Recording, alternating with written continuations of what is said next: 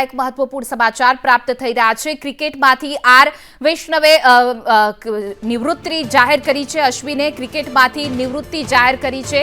R Ashwin જે આંતરરાષ્ટ્રીય ક્રિકેટમાંથી અશ્વિનની આ નિવૃત્તિ જાહેર કરવામાં આવી છે। પહેલા વિરાટ કોહલી ધોની બાદ હવે ભારતના સ્ટાર સ્પિનર છે જે આર અશ્વિન તેમણે નિવૃત્તિ જાહેર કરી છે ઇન્ટરનેશનલ ક્રિકેટમાંથી।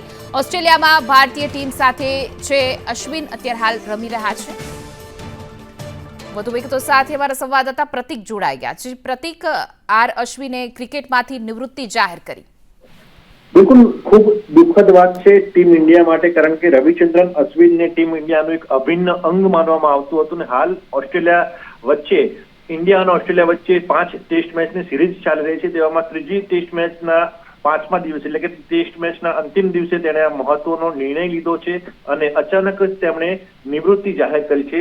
મહત્વનું છે કે થોડા કલાક પહેલા જ તે વિરાટ કોહલી સાથે વાતચીત કરતા જોવા મળ્યા હતા અને તેઓ ભાવુક પણ થયા હતા। કદાચ આ જે તેમનું ડિસિઝન છે તે ડિસિઝનને લઈને તેઓ ભાવિક થયા હતા, કારણ કે અત્યાર સુધીમાં તેમણે ખૂબ સારી રમત ટીમ ઇન્ડિયા માટે રમી છે। કુલ 106 જેટલી ટેસ્ટ મેચ તેમણે રમી છે અને 537 વિકેટ આ 106 ટેસ્ટમાં ઝડપી છે।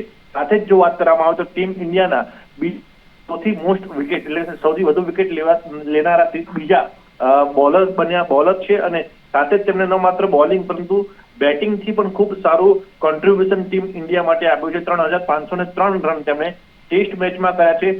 ખૂબ જ અંતિમ એટલે કટોકટીના સમયે તેમણે એવી અનેક ઇનિંગો રમી છે જેનાથી ટીમ ઇન્ડિયાને મેચ જીતવામાં પણ સફળતા મળી છે। ન માત્ર ટેસ્ટ હોય પરંતુ વન ડે અને T20માં પણ ખૂબ સારું યોગદાન તેમનું રહ્યું છે અને અચાનક તેમણે આંતરરાષ્ટ્રીય ક્રિકેટમાંથી નિવૃત્તિ જાહેર કરી છે। તે ખૂબ જ ચિંતાજનક અને દુઃખદ સમાચાર છે, જો કે આ તેમનો અંતિમ ફેસલો હોઈ શકે તેવું માનવામાં આવી રહ્યું છે। સમગ્ર માહિતી બદલ આપનો આભાર।